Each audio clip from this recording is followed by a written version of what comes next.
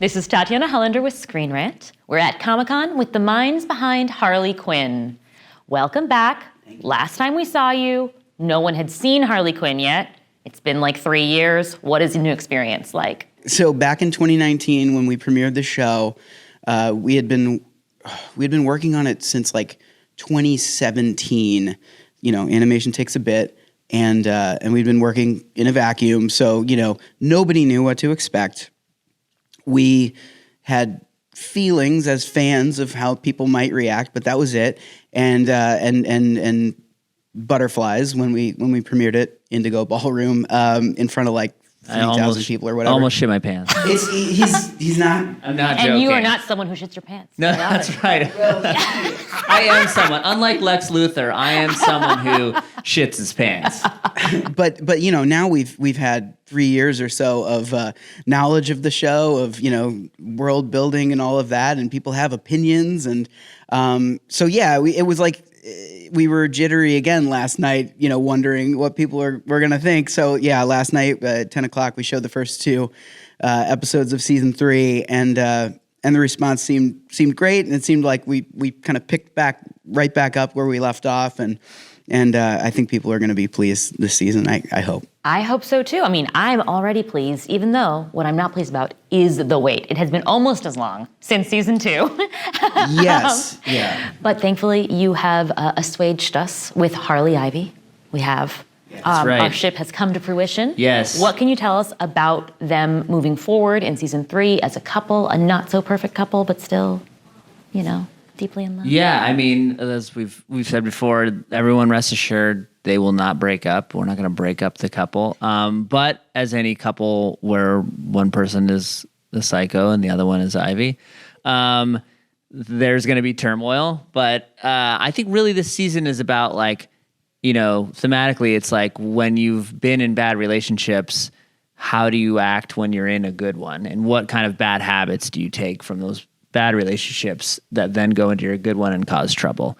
But I think we're going to see them go and do lots of, fun, crazy shit as they kind of this is our sort of approach to Harley, right? Is like, there needs to be like a real emotional through line that you could put in like a grounded live action sitcom or drama. And then on top, once we get that, then on top of that, we build all the crazy shit into the show. Wonderful. And also in the interim, I read the Eat, Bang, Kill tour, which I love. Oh, it's great. Yeah, which I love that. And then I was referenced. Shout out T. Franklin. Yes, T. Franklin. So I was just wondering, Aaron. did you guys really build on that in terms of the relationship issues for this season? Or was that not something that you looked at as much? The comics, yes, the offshoot. Because they had their issues in that as well. Yeah, it was an interesting thing. Like the timing of it all, it didn't quite work out perfectly so that it was like this perfect bridge. And it was just a function of timeline with our production versus DC Publishing's production. We do have a second sort of anthology coming out that takes place within the world of the show in print. I believe I'm going to mess up the title, so I don't want to say. But it has been announced. But it's a lot of our show's writers writing stories for it. And so and T is writing all the sort of like bumper stories. So the framework is Tawny, the local Gotham TV host, telling all these stories about the real sidekicks of Gotham, and so each story was written by one of our show's writers. I hope that answered the question. Yes, it did answer the question. But speaking of Tawny, what is so great about Harley Quinn, aside from Harley and Ivy? Of course, it's just like literally all of the supporting cast members could lead their own show. They're all wild and crazy. Who are you guys having the most fun with in season 3? Oh man, I think there's a really stupid Bane runner for the entire season that is like just as dumb as we could possibly make it, and because Bane is such he's so funny to us when the more like pedantic he gets about things. So the runner for the entire season is he gifted Ivy and Kite Man a pasta maker for their wedding.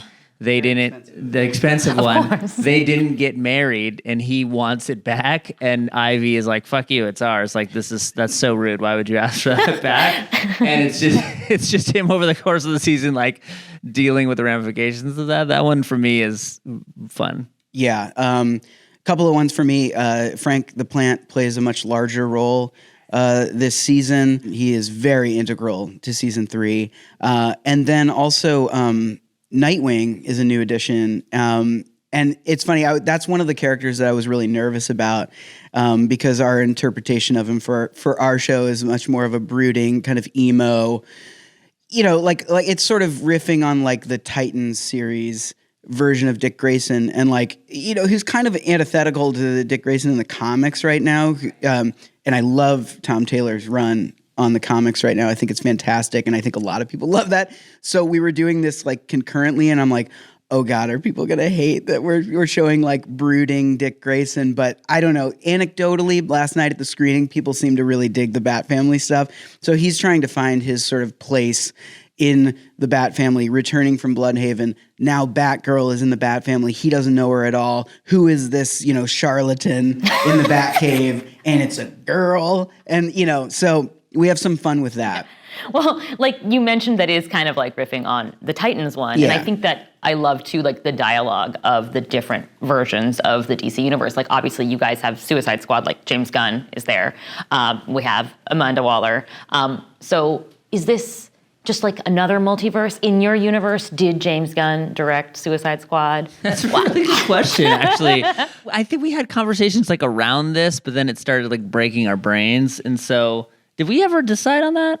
No, I mean, we definitely discussed it. I don't think we ever definitively said, and that's like, I think one of the kind of show running things that we've learned over the years is like, don't ever like commit to anything if you don't have to, so that, later if you decide that you want to make it canon that James Gunn directed the Suicide Squad in the Harleyverse, great.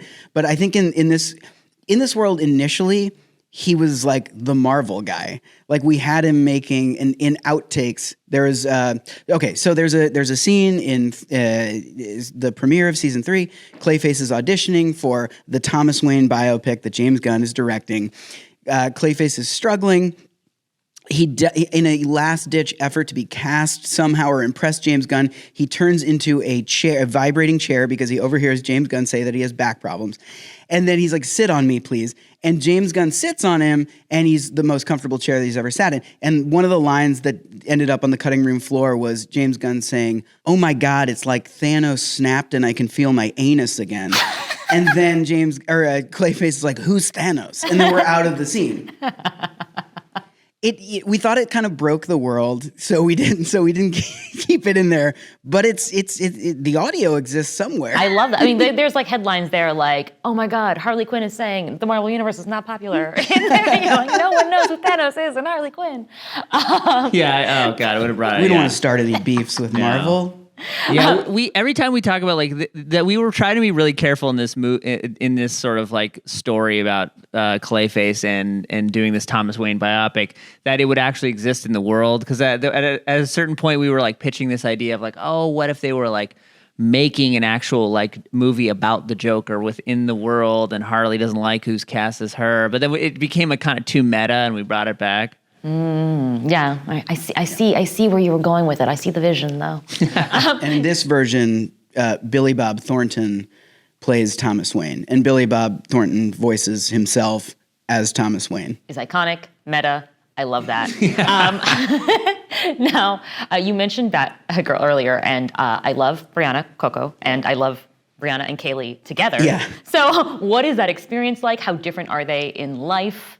I think they're actually pretty similar in life. They hang out a lot. Oh. And like the way we record the show, with the exception of the pilot, everybody's recorded individually. There's not a lot of times where we get two people in the booth. Yeah, like never. Yeah, but they're so much alike, and their cadence and their speech, that I think it works out, especially this season of the show, where we start to see Harley and Batgirl become closer and start to find that commonality.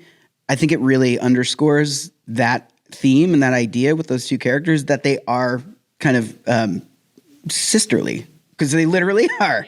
Yeah. Yeah, Brianna has she's really good about like tweaking the performance so it feels very like Gen Z, because that was our take on Batgirl, right? Is that she's like this Gen Z superhero, and that she's not as like world-wise as Harley is, and she's a little bit of like a do-goody, sort of like Amy Poehler from Parks and Rec kind of vibe.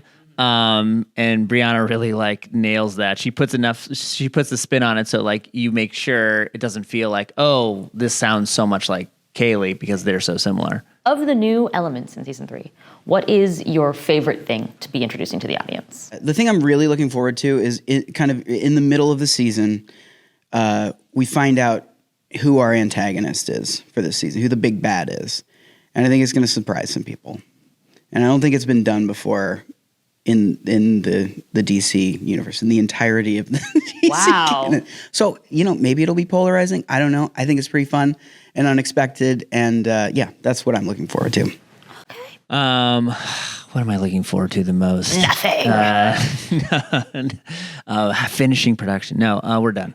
I think I'm looking forward to sort of, we had a chance to kind of be a little bit more episodic this season. Like, it's serialized, the whole season's serialized, but we allowed for a little more deviation from like this, like, train that's moving forward.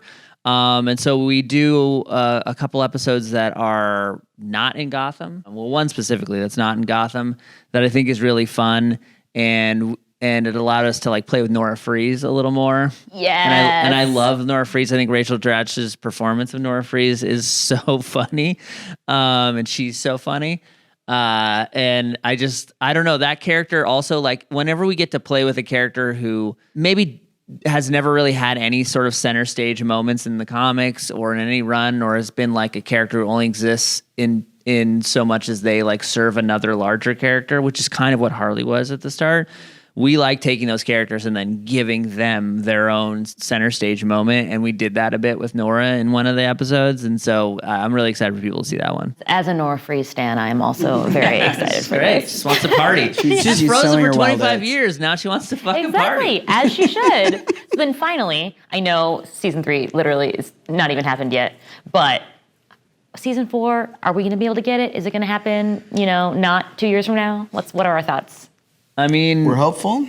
We'd enjoy people watching season 3 to do that. And where will they be watching it? HBO Max. HBO Max. July 28th. It premieres 3 episodes and then weekly after that till we get to 10. So watch it, talk about it online, get people to watch it. Exactly. Get all your family members to subscribe to HBO Max and like message for Harley Quinn. That's why right. I'm here. Well, I think they actually like measure, like if you sign up, what's the first thing you watch after you sign up? That's how they can tell. There you go. Harley Quinn. If you get people to sign up, watch Harley Quinn. It'd be great. Well, thank you guys so much. I hope you enjoy the rest of your con and you meet many Harley Quinns and Ivies and Cheryls.